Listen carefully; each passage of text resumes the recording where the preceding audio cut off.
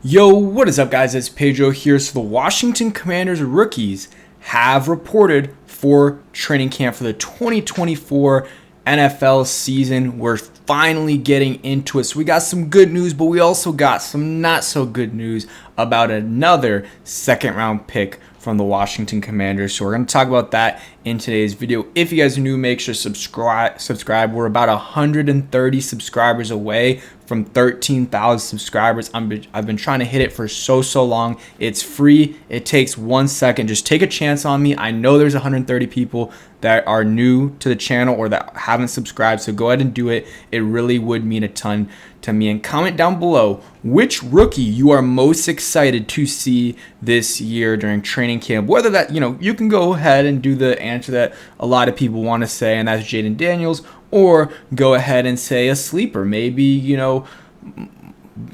Ben Sennett or Mike Sainristil or Dom Hampton. There's a bunch of different guys you could go, or you could say an undrafted free agent because those guys are rookies too.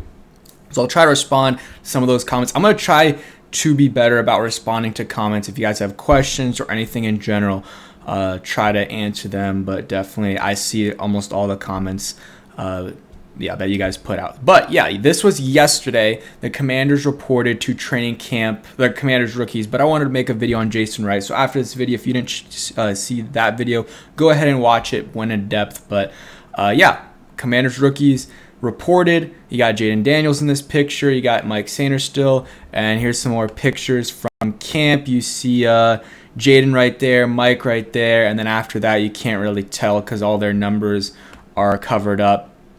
You see Mike Sainristil there as well. You see Sam Hartman there, who did get drafted to the USFL. I believe that's the league, something like that, in the 9th round. So if he doesn't play here, if he doesn't make the roster here, maybe he goes there. You see Mike Sainristil there again. So those are just some pictures. Shout out to All Pro Reels right there for those flicks. They do a really good job.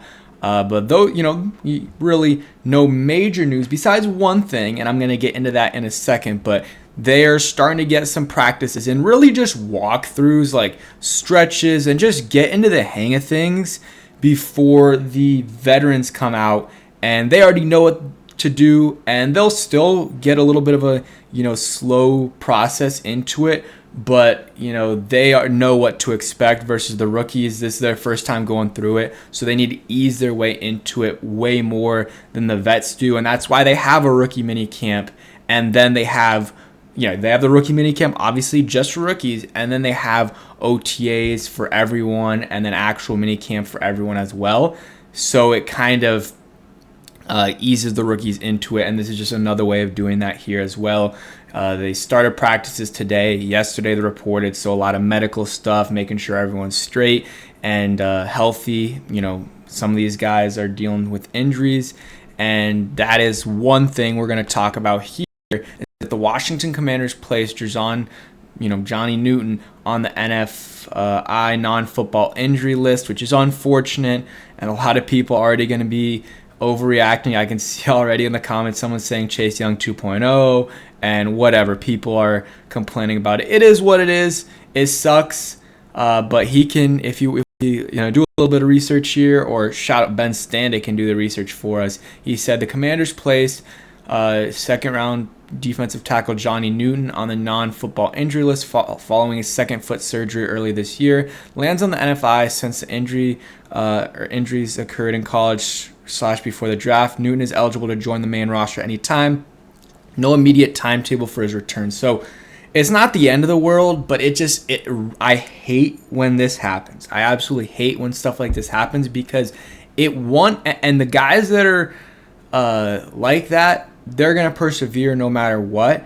But some of these guys, stuff like this really impacts their career. Like, I think that, I don't know how good Antonio Gandy Golden would have been in this league. Probably wouldn't have been anything. I don't know. But I definitely know that concussion he had during the training camp, you miss a week or two of practice, and that really, really puts you behind. I mean, you're a rookie, you're already behind, and then 1 or 2 weeks, that just really stunts your development, in my opinion, as a rookie. Sadiq Charles had a very similar thing, but he's had a bunch of injuries. But I do think stuff like that really impact stuff. But if you're wired right, it shouldn't affect you too much down the line.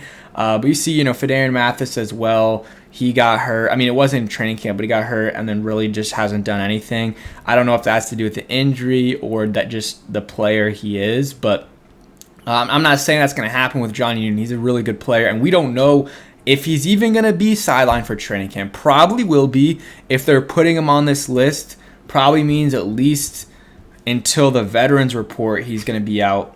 I'm not really going to... Yeah, I really have no idea, so I'm just yapping here. Probably will be back sometime during training camp is my guess.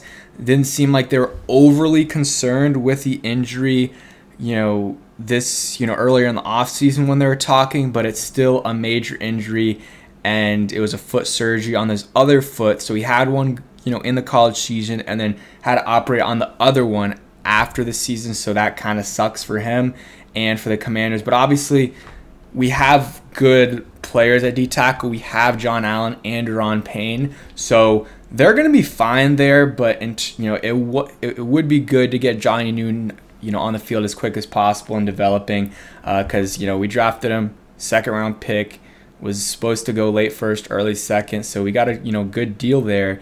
But let's see what he can do. And this defensive tackle group has a lot of potential. I mean, you got John Allen, Daron Payne, Johnny Newton, Pedro Mathis, who got drafted in the second. So hopefully we get something out of him. And then you got John Ridgway too, he's a dog. He's not a star, but he's a very solid backup. Seems like a good culture guy, and he's a little nasty. He'll make some nice tackles. He'll rough you up a little bit.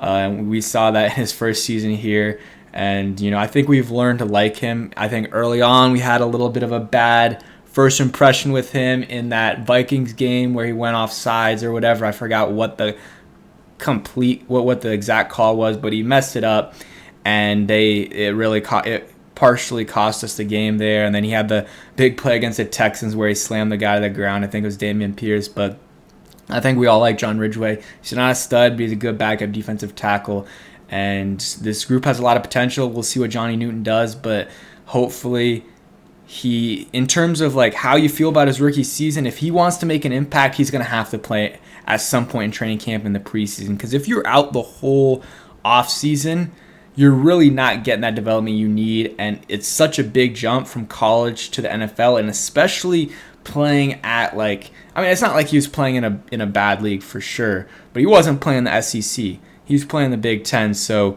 which is, again, that's still a very good league, but I think the SEC is better, especially in terms of NFL talent, and the comp he was playing there isn't going to be nearly the same comp he's getting at the NFL level.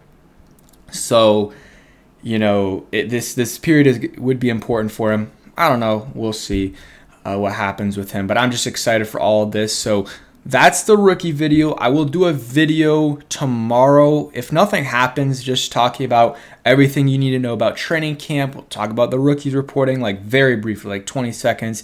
Talk about when the vets report, when first practices are, stuff like that, injury stuff, a bunch of information that you guys are going to want to know, when the practices are open to the public, stuff like that. But yeah, if you stayed to the end, we'll be doing a giveaway soon, just some Redskins merch that some of you guys might want, some autograph stuff from one of my friends, Tapas, who got them from training camp a while ago. So if you guys want to be a part of that giveaway, comment down below right now. So I already know you know about it and you stuck till the end. If you did stick to the end as well, we're going to do our usual thing, naming a somewhat OG player. And if you guys want to, go ahead and comment down below a player you want me to do next time, and we'll go ahead and do Mike Sellers, who been going through some medical stuff, but so praying for him, but was a Redskins legend, and had a few people comment down below to have him as one of the guys at the end of the video. So yeah, Mike Sellers. So yeah, thanks for watching. Hope you guys enjoy, and peace.